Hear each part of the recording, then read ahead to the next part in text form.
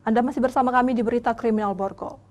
Di Pucalon Legislatif, salah satu komisioner KPU Ogan Komering Ilir berinisial AA resmi menyandang status tersangka atas laporan dugaan penipuan 250 juta rupiah. Ketua KPU Oki menyatakan akan berkoordinasi dengan KPU Sumsel dan KPU RI. Salah seorang komisioner KPUD Kabupaten Oki ditetapkan tersangka oleh Polda Sumatera Selatan berinisial AA atas laporan penipuan 250 juta rupiah.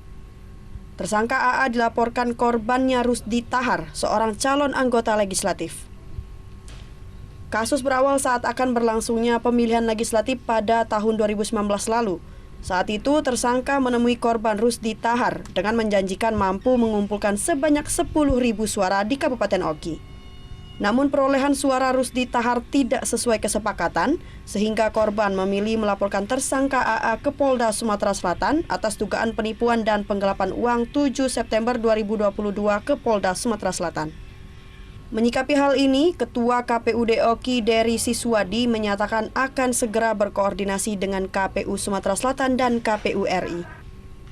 Menurut Dery Siswadi, saat kasus terjadi, AA belum menjabat sebagai komisioner KPUD Oki.